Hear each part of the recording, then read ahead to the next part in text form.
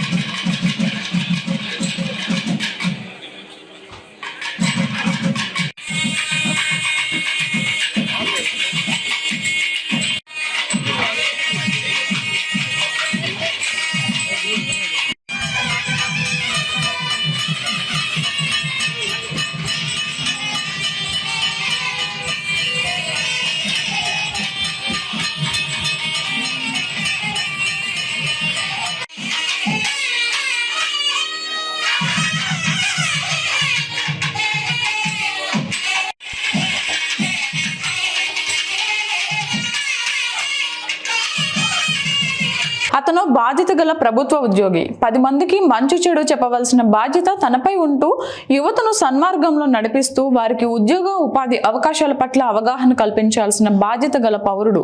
అయితేనేం housing board సచివాలయం 3వ లైన్ నందు లైన్ మ్యాన్ గా ప్రభుత్వ ఉద్యోగం వెలగబెడుతున్న సరితాల పెద్దబాబుకు వేంపల్లి మండలం వెల్లంపల్లి గ్రామానికి చెందిన అనితతో లాక్డౌన్ సమయంలో వివాహం జరిగింది. వీరికి ఒక కుమారుడు జన్మించారు. అత్తామామలకు తన తల్లిదండ్రుల గురించి అబద్ధాలు చెప్పి లాక్డౌన్ సమయంలో నిర్ణీత గడువులోగా హడావిడిగా వారంలోపే పెళ్లి చేసుకున్న పెద్దబాబుకు భార్యపై పెద్ద మనసు లేకుండా పోయింది. అప్పటికే హౌసింగ్ బోర్డులోని ఒక మహిళతో, జమ్మలమడుగులోని మరొక మహిళతో అక్రమ సంబంధం కొనసాగిస్తున్న పెద్దబాబు అనితను పెళ్లి చేసుకున్న 5 నెలల నుండి వేధింపులకు గురి చేయడం ప్రారంభించాడు. ఒకానొక సందర్భంలో హత్యా ప్రయత్నం కూడా చేసినట్లు అనిత వాపోతుంది. అత్త, మామ, ఆడబిడ్డ తనను చిత్రహింసలకు గురిచేసి చంపే ప్రయత్నం చేశారని ఆరోపిస్తూ ప్రతిరోజు మద్యం సేవించి తనను మానసిక వేదనకు గురి చేయడమే కాకుండా చిత్రహింసలకు గురి చేసేవాడని, తనకు తగిలిన రక్త గాయాలను పాత్రికేయులకు చూపిస్తూ కన్నీటి పర్యంతమైంది. నా పేరు అనిత సార్. మాది వెలవారుపల్లె వేంపల్లె మండలం సార్. నాకు పెళ్ళైన నుంచి నా భర్త హరాస్మెంట్ చేస్తున్నాడు సార్. పెళ్ళైన ఒక 5 నెలల ప్రెగ్నెన్సీ నుంచి కొట్టి ఇంట్లో నుంచి గెంటి నన్ను బయటికి వేసేసినాడు సార్. పక్కింటి వాళ్ళ ఇంట్లో ఒక 2 days ఉన్నాం సార్. 2 రోజులు ఉన్నాం సార్. హాస్పిటల్కి కూడా చూపిలేదు సార్. మా అమ్మ వాళ్ళే కడపలో వెళ్ళి చూపించారు సార్ నాకు రిమ్స్ లో పుట్టిన తర్వాత.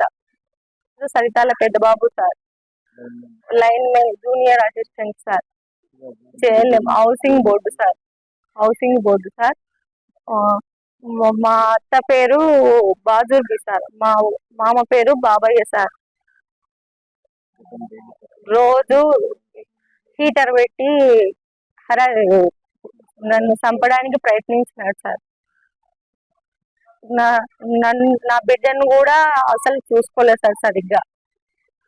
నా కొడుకును కూడా బాబు పుట్టినప్పటి నుంచి 2.5 సంవత్సరము చచ్చినారా బతికినారా అని అసలు పట్టించుకోలే. ఫోన్ కూడా చేయలేదు సార్. నేను ఎన్నోసార్లు ఫోన్ చేయలే, ఫోన్ కూడా ఎత్తలే సార్.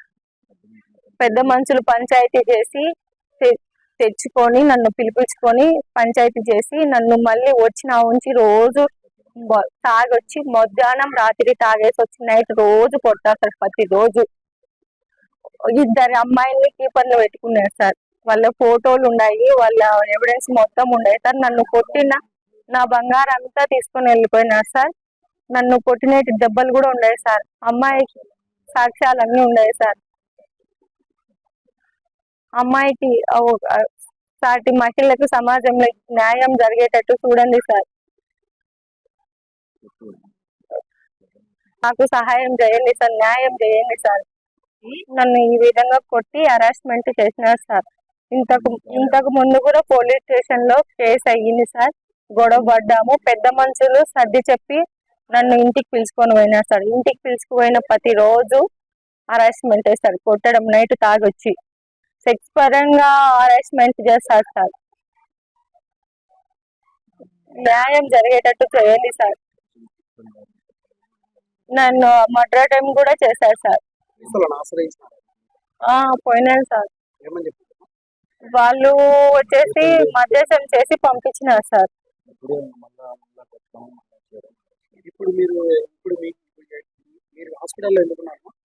నాకు ఆయన కొట్టడం వల్ల ప్రెగ్నెన్సీ పోయింది సార్. అది మేడం వచ్చేసి చెకప్ చేసి ఇప్పుడు హార్ట్ బీట్ లేదు, కదలికలు లేవు, 10 days హాస్పిటల్లో ఉండాలా, అబ్జర్వేషన్ లో ఉండాలా, తర్వాత డిఎన్సి చేసేది లేని రిపోర్ట్ల బట్టి చెప్తానని చెప్పింది సార్ మేడం. సరితాల పెద్దబాబు సార్. హౌసింగ్ బోర్డు లో సార్. గ్రామ సచివాలయం sir, north sir. Line men sir. ఇంతకు ముందు మీ పెద్దలకు కానీ పోలీసు వాళ్ళకి కానీ చెప్పినప్పుడు అప్పటి నుంచి అతను మారలేదు సార్. ఇంటి దగ్గర ఉండే ఆయన, వాళ్ళ ఇంటి పైన ఉండే ఆయన పెద్ద మనిషికి చెప్పి చూసిన సార్. వాళ్ళ సారు కూడా, ఏడీ సార్ కూడా చెప్పేసిన సార్. వాళ్ళ మేడం కూడా చెప్పిన సార్. చెప్పి కూడా వాళ్ళు కూడా ఏం యాక్షన్ తీసుకోలేదు సార్. ఎటువంటి యాక్షన్ తీసుకోలేదు సార్. వాళ్ళ పెట్టినాను సార్. వాళ్ళ డిఈ సార్ కూడా చెప్పినాను సార్. నేను అయినా కూడా యాక్షన్ తీసుకోలేదు సార్. చేసి న్యాయం చేయండి. సమాజంలో నాకు అన్యాయమే జరుగుతుంది. నా భర్త మోసం చేసి పెళ్లి చేసుకున్నాడు నన్ను. అమ్మ సొంతం కాదు, ఆడబిడ్డలు సొంతం కాదు, అందరూ మోసం చేసి పెళ్లి చేసుకున్నారు. అమ్మ వచ్చేసి పెద్దమ్మ, సొంతం అమ్మ నాన్న వచ్చేసి పులివెందుల్లో ఉన్నారు. 10th క్లాస్ సర్టిఫికేట్ కూడా పులివెందుల్లోనే ఉంది. మాకు ఏమి నిజాలు చెప్పుకోకుండా పెళ్లి వారంలో పెట్టుకొని మోసం చేసి లాక్డౌన్ లో పెళ్లి చేసుకున్నారు. వచ్చిన తర్వాత నన్ను బాగా చూసుకోకుండా 2 నెలలు మాత్రమే బాగా చూసుకున్నాడు. రోజు తాగి రావడం, కొట్టడం, హరాస్మెంట్ చేయడం ఇట్లా చేస్తున్నాడు. 2 కీపర్ని పెట్టుకున్నాడు. ఒక ఆమె బౌసింగ్ కాలనీలో ఉంది, అంగన్వాడీ స్కూల్ పక్కనే. ఇంకొక ఆమె జమ్మల మడుగులో ఉంది, బుజ్జమ్మ అని. వీళ్ళిద్దరికి డబ్బులు ఇవ్వడము, నాకు ఇంటికి ఏమి ఇవ్వకోకుండా, బాబుకి ఏమి ఇవ్వకోకుండా రోజు తాగి వచ్చి కొట్టడము, నన్ను తిట్టడము ఇట్లా చేస్తున్నాడు. అత్త మామలకు చెప్తే వాళ్ళ సపోర్ట్ లేదు. వాళ్ళు అసలు మా కొడుకు ఏం తప్పు చేయలేదని మాట్లాడుతున్నారు. నాకు సమాజంలో న్యాయం జరిగేటట్టు చేయండి. ఒక ఆడపిల్లకి ఇట్లా జరగకూడదు. వాళ్ళు ముగ్గురు నా పైన హత్య ప్రయత్నం చేసినారు. మా ఆడబిడ్డ, మా అత్త, మా భర్త. పేరు నూర్జా, బాజుర్బి, బాబు. వివరంగా నాకు న్యాయం జరిగేటట్టు చేయండి సార్. ఎన్నోసార్లు నా బిడ్డ కోసము, నా సంసారం పోతాదని నా బిడ్డ కోసము సర్దుకొని చేసుకుంటానే వచ్చినారు సార్. నన్ను చంపేసి నా బిడ్డను తీసుకోవాలని ఉన్నారు సార్. మా అక్కకి ఇస్తాను నీ బిడ్డను, నిన్ను చంపేసి అసలు నిన్ను బతకనియ్యను, ప్రతిరోజు నిన్ను బతకనియ్యను అని తలకేసి గొడ్డును బాధినట్టు బాధతారు సార్. చేతులకు, ఒళ్ళులకు మొత్తం ఒళ్ళంతా గాయాలు ఉన్నాయి సార్. మా నాన్న నన్ను వదిలిపెట్టడానికి వచ్చింటే 7 మందిని పిలుచుకొని వచ్చి మా నాన్నని కొట్టించినారు సార్. నన్ను కూడా భయంకరంగా కొట్టినాడు సార్. నేను ఎన్నోసార్లు సర్దుకొని చేసుకున్నాం సంసారము. పోలీస్ స్టేషన్లో కూడా నేను గాయాలు చూపించినాను సార్, కొట్టినేటి. మా నాన్నవి, నావి. అయినా నాకు ఎక్కడ న్యాయం జరగలేదు సార్. నాకు న్యాయం జరిగేటట్టు, సాటి ఆడపిల్లకి ఇట్లా జరగకోకుండా న్యాయం జరిగేటట్టు చూడండి సార్. మా అమ్మను, మా తమ్ముని నన్ను సంపుతా అని రోజు తాగి మాట్లాడుతా చెప్తున్నాడు సార్. సంపేచ నేను ఎట్లా తిరిగి సంపించుకోవడానికే సార్ నేను పెళ్లి చేసుకునింది. సంపించుకోవడానికే సార్ మా తమ్ముని, మా నాన్నని మ్యారేజ్ చేసుకుంది. నాకు ఎట్లా న్యాయం చేయండి సార్ మీరే. నన్ను రోజు కొట్టి, తను పెట్టుకున్న అమ్మాయితో వీడియో కాల్ చూపించి, నన్ను కొట్టేది చూపించి తను ఆ అమ్మాయి ఆనందపడుతున్నారు సార్. ఇది చాలా రోజుల ముందు జరుగుతుంది సార్. రోజు నైట్ 8 గంటలకు, ప్రతిరోజు ఉదయం 8 గంటలకు, మధ్యాహ్నం 12 గంటలకు సెల్లు బిజీ పెట్టుకుంటాడు. ఆ అమ్మాయితోనే మాట్లాడుతుంటాడు, ఆ అమ్మాయితోనే అన్ని షేర్ చేసుకుంటాడు. నైట్ 12 గంటలకు వస్తాడు తాగి. ప్రతిరోజు నైట్ 12కి వస్తాడు సార్. నేనేం అడిగితే ఏమి ఇంత లేటుగా వచ్చినావంటే కొడతాడు సార్, గొడ్డుని బాధినట్టు బాధతాడు సార్. ఇదేనా సార్ సాటి సమాజంలో అమ్మాయికి జరిగే అన్యాయము? ఇది తప్పా సార్? నేను అడగడము ఒక భార్యగా నాకు హక్కు లేదా సార్? నాకు అడిగే హక్కు లేదా? నేను అడిగితే నీకేం అవసరం, నోరు మూసుకొని పండుకో అని మా అత్త చెప్తాది. మా హస్బెండ్ ఇంటికి వచ్చిన ఉంచి వదులుతావు నన్ను అంటారు సార్. నాకు ఏం హక్కు లేదా? అసలు నాకు ఇంట్లో అన్నం తినడానికి కూడా హక్కు లేదు సార్. స్వతంత్రంగా నేను చేసుకొని తినడానికి కూడా నాకు అంత ఆడబిడ్డల పెత్తనము, మా అత్త పెత్తనము, వాళ్ళ పెత్తనమే సార్. 2.5 సంవత్సరం నుంచి నన్ను దూరం పెట్టినారు సార్. పిలిచకచ్చుకున్న తర్వాత కూడా నన్ను ఒక్కరోజు కూడా సంతోషంగా ఉండనియలే సార్. చాలా హరాస్మెంట్ చేసినారు సార్ వాళ్ళు మాత్రమే ఉండాల, మీ వాళ్ళు ఎవరు రావద్దంటే మా వాళ్ళు అసలు కూడా రాలే సార్. నా బిడ్డ డబ్బులు లేక ఆకలి అని నా పాలు ఇచ్చి నేను నీళ్లు తాగే వానికి బతికించుకునే సార్ వాని. నాకు అసలు కనీసం డబ్బులు కూడా ఏమి ఇయ్యాడు సార్. అంతా వాళ్ళమ్మకే ఇచ్చాడు. వాళ్ళమ్మని అడిగి ఇప్పించుకో అంటాడు, వాళ్ళమ్మ ఇయ్యదు, ఏం చెయ్యదు సార్. ఇంత అన్యాయం సమాజంలో ఆడపిల్లకన్నా జరుగుతుందో సార్? జరగలే. అందరి కన్న కొడుకును కూడా చెప్పుతో కొట్టినాడు సార్. నిన్న కన్న కొడుకును కూడా నువ్వు ఏం చేసుకుంటావో చేసుకోపో, నన్ను ఏం చేసుకోలేవు, నా ఆతులు కూడా వీక్కోలేవు, నువ్వు అసలు ఏం చేయలేవు, నువ్వు ఆడదానివి, నువ్వేం చేసుకుంటావు అంటున్నారు సార్. నన్ను సమాజంలో ఆడపిల్లకు న్యాయం జరిగేటట్టు చేయండి సార్. అమ్మల అక్కలందరూ నాకు న్యాయం జరిగేటట్టు చేయండి. ఏలూరు జిల్లా ద్వారకా తిరుమల శ్రీ వెంకటేశ్వర స్వామివారి వైశాఖ మాస తిరు కళ్యాణ మహోత్సవాలు 18/5/2024 నుండి 25/5/2024 వరకు జరుగును. ఈ వైకాస మాస తిరు కళ్యాణ మహోత్సవంలో భాగంగా ఈ రోజు అమ్మవారిని పెండ్లి కుమార్తెగాను, స్వామివారిని పెండ్లి కుమారునిగాను అలంకరించి వేద పండితుల ద్వారా పూజారి కార్యక్రమం నిర్వహించారు. ఈ పూజా కార్యక్రమంలో ఆలయ ఈవో వేండ్ర త్రినాథరావు పాల్గొన్నారు. ఈ రోజు స్వామివారిని వివిధ పుష్పాలతో మహావిష్ణువు అలంకరణతో భక్తులకు దర్శనమిస్తున్నారు.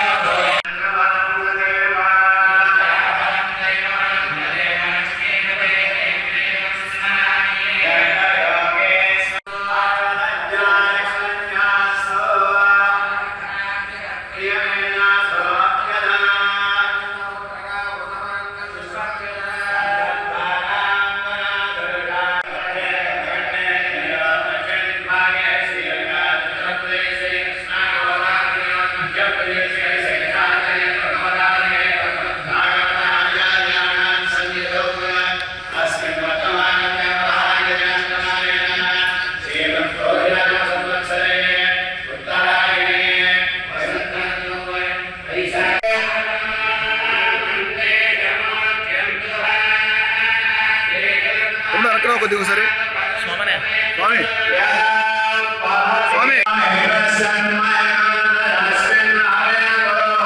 కుక్కునూరు 18/5/2024 అక్రమార్కులు అడవిపై పడ్డారు.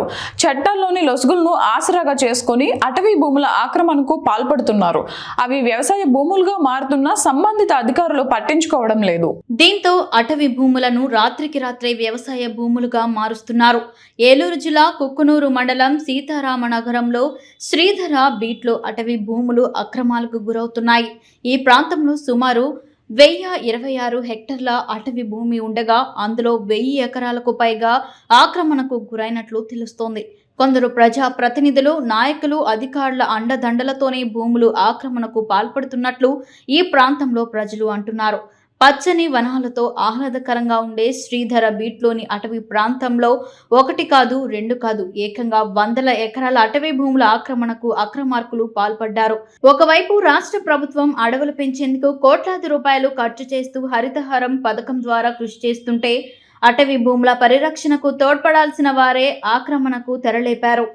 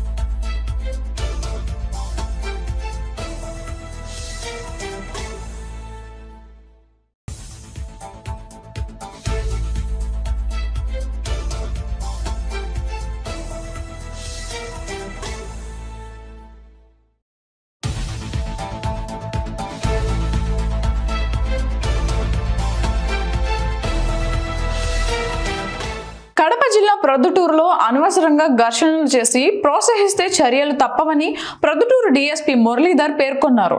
ఈ సందర్భంగా ప్రొద్దుటూరులో ఏర్పాటు చేసిన మీడియా సమావేశంలో ఆయన మాట్లాడారు. ప్రొద్దుటూరు కాన్స్టిట్యున్సీలో మేము ఎన్నికలు ప్రశాంతంగా జరిగాయి. తర్వాత మా సిఐలు, ఎస్ఐలు, సిబ్బంది అందరూ కూడా సమయస్ఫూర్తితోన నిష్పక్షపాతంగా ఎలక్షన్ కోడ్ని అమలు దృష్ట్యా ఖచ్చితంగా మేము పాటించి ఏ అవాంఛనీయ సంఘటనలు జరగకుండా ఏ పార్టీకి ఇబ్బందులు లేకుండా చేయడం జరిగింది. ఈ విషయం మీకు అందరూ కూడా తెలుసు. కాకపోతే ఇప్పుడు next before counting plan, counting తర్వాత ఎలా అనేది మేము ప్లాన్ చేసుకుంటున్నాము. కౌంటింగ్ తర్వాత జరిగే పరిణామాలని దృష్టిలో పెట్టుకొని ముందు జరిగే సంఘటనలు కానీ దృష్టిలో పెట్టుకొని టీడీపీ, వైసీపీ, కాంగ్రెస్, బీజేపీ అందరికి సంబంధించిన ట్రబుల్ మాంగర్స్ కానీ బైండ్ ఓవర్ చేసిన వాళ్ళని కానీ అందరూ తీసుకొని వచ్చి రోజు కౌన్సిలింగ్ చేయడం మా అధికారుల ఉత్తర్వులు పాటిస్తున్నాము. ఫస్ట్ మంచిగా చెప్పి చూస్తున్నాము, తర్వాత వాళ్ళకి బైండ్ ఓవర్ చేయిస్తున్నాము. లేదంటే కూడా మా యొక్క పోలీస్ స్టైల్లో కూడా వాళ్ళు కౌన్సిలింగ్ చేయడం జరుగుతుంది. సంఘ విద్రోహంగానికి గలాటాలు చేసేదానికి ప్రయత్నిస్తే మాత్రం ఖచ్చితంగా మా యొక్క యాక్షన్ గట్టిగా ఉంటుంది. ప్రజాస్వామ్య బాధ్యతలోన లేదా మీరు యొక్క నడవడికను బట్టి మా యొక్క యాక్షన్ ఉంటుంది. మా యొక్క విజ్ఞప్తి రాజకీయ పార్టీలకు, మా యొక్క విజ్ఞప్తి, దయచేసి మీ దగ్గర ఉన్న వ్యక్తుల్ని కానీ సడన్గా గ్రేవ్ ప్రావొకేషన్ వచ్చి పిల్లలు ఉంటారు కొంతమంది, ఆవేశాలకి లోను కాకోకుండా వాళ్ళని సర్ది చెప్పాలని, వాళ్ళని పోలీస్ కేసులో ఇరుక్కోకుండా చేయాలని, వారు కేసుల్లో ఇరుక్కుంటే వాళ్ళ కుటుంబాల్లో భార్య బిడ్డలు అందరూ కూడా నష్టపోతారని వాళ్ళు కూడా మా యొక్క మనవి తెలుసుకోవాలని కోరుకుంటున్నాను. ఇప్పుడు ఎలక్షన్లు వస్తుంటాయి, పోతుంటాయి, అందరూ చేసుకొని తినేవాళ్ళు, రొక్కాడితే కానీ డొక్కాడితే కానీ వాళ్ళకి అన్నం జరగదు. అటువంటి పరిస్థితుల్లో గలాటాలు చేసుకొని పోలీసుల కేసుల్లో ఇరుక్కొని పోవడం ఎందుకు? వాళ్ళు చేయడం వలన వాళ్ళ నాయకులు కూడా చెడ్డ పేరు తీసుకొస్తారు. వాళ్ళకి తెలియదు మేమేదో చేస్తున్నాము, హీరోయిజము అది ఇది అనుకుంటారు. కానీ పిల్ల చేష్టలు పోకిరి చేష్టలు ఉంటాయి కొంతమందికి, అందరూ కాదు. వాళ్ళకి నాయకులకి, మన రాజకీయ నాయకులు టీడీపీ కానీ వైసీపీ కానీ వాళ్ళకి చెడ్డ పేరు తీసుకొని వస్తారు. దయచేసి వాళ్ళకి తీసుకురావద్దండి. వాళ్ళు చాలా జెంటిల్మెన్గా ఉన్నారు.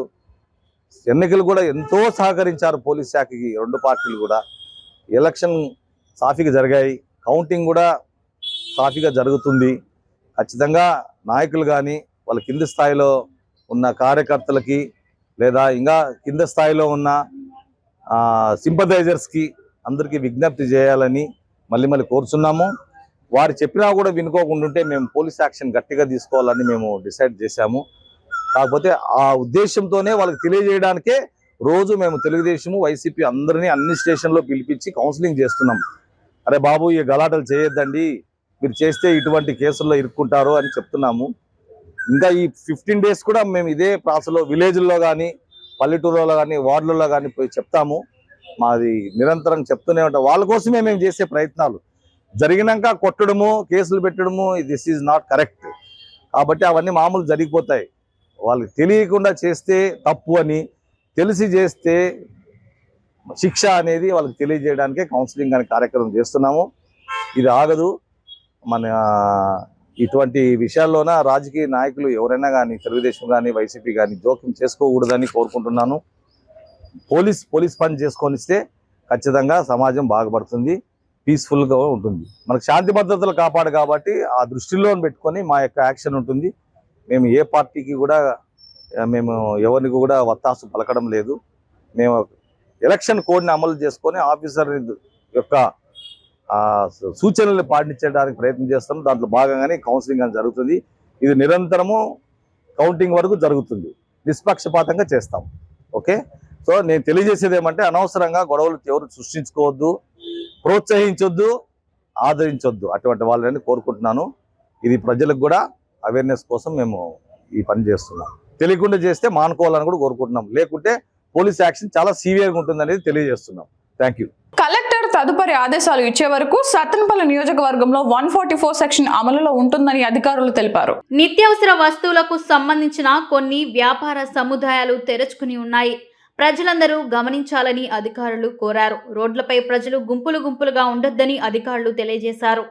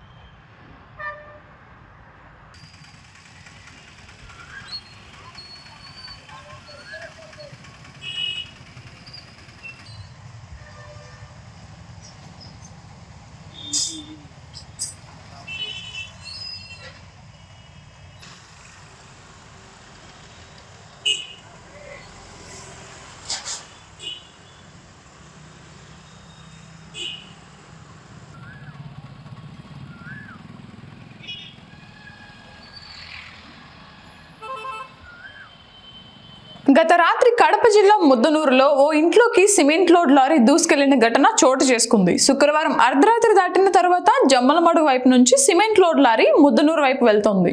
బ్రేక్ ఫెయిల్ కావడంతో ముద్దనూరులో రైల్వే గేట్ను తునాతునకలు చేస్తూ ఓ ఇంట్లోకి దూసుకెళ్లిన ప్రమాణ దృశ్యాలు సీసీటీవీ ఫుటేజ్ ద్వారా చూడొచ్చు.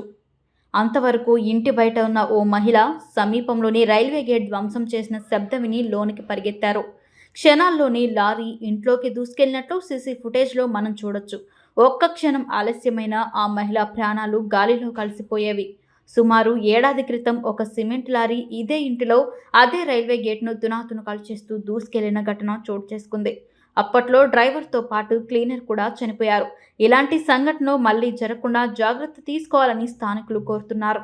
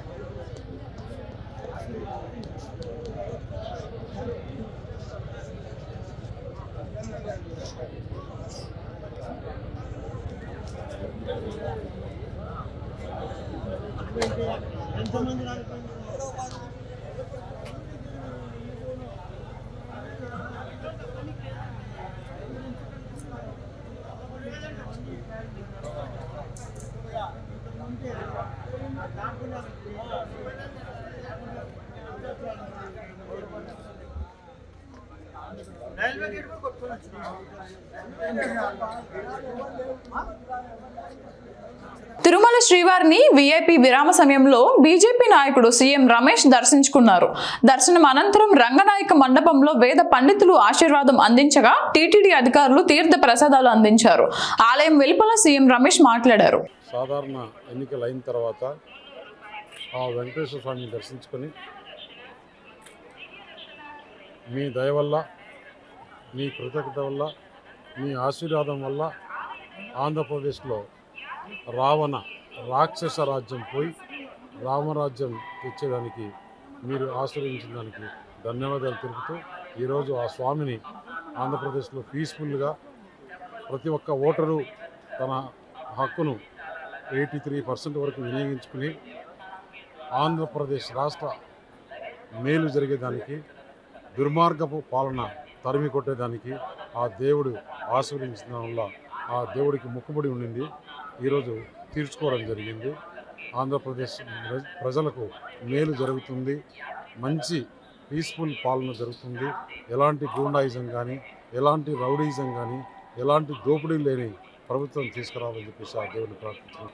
ఆంధ్రప్రదేశ్లో పోలీసు వారి డ్యూటీ వారు చేస్తున్నారు. మొట్టమొదటిగా చాలా రోజుల తర్వాత అయినా ఇంకా కొంతమంది ఆఫీసర్లు ఇంకా పాత వాసనలోనే ఉన్నారు. పోలీసు తన డ్యూటీ తను చేస్తుంటేనే ఇలా ఉంది.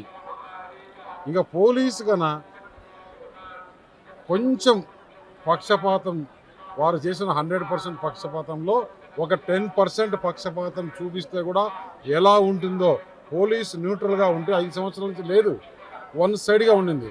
ఇప్పుడు ఎలక్షన్స్లో న్యూట్రల్గా పనిచేస్తే వైఎస్ఆర్ కాంగ్రెస్ వాళ్ళ గుండెల్లో రైలు పరిగెత్తి వాళ్ళు చేయాల్సిన అక్రమాలు అన్యాయాలని చేయలేకపోయినామనే బాధతో దీనాది స్థితిలో ఉన్నారు. పోలీసు రాజ్యం పోయింది, ప్రజల రాజ్యం వచ్చింది. సార్, ముఖ్యమంత్రి ఐపాక్ టీంతో 151 సీట్లు మళ్ళీ సాధిస్తామనేసి ముఖ్యమంత్రికి ఇంకా ఏదో కొన్ని వసూళ్లు ఉన్నాయంట.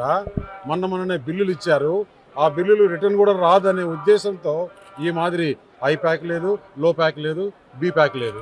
వార్తలు ముగించే ముందు హెడ్లైన్స్ మరోసారి. భూలోక వైకుంఠాన్ని తలపించే రీతిలో నారాయణగిరి ఉద్యానవనం శోభయామానంగా ప్రారంభమైన శ్రీ పద్మావతి పరిణయోత్సవాలు. కుక్కునూరు అడవిపై పడ్డ ఆక్రమార్కులు, చట్టాల్లో లొసుగులు ఉపయోగించుకుని అటవీ భూములు ఆక్రమణ. తిరుమల శ్రీవారిని దర్శించుకున్న బీజేపీ నాయకుడు సీఎం రమేష్. అనంతరం వేద పండితుల ఆశీర్వాదం. స్టూడియో తెలుగు న్యూస్ ఇంతటితో సమాప్తం. తిరిగి రేపటి బులెటిన్లో మళ్ళీ కలుద్దాం. అంతవరకు సెలవు, నమస్కారం.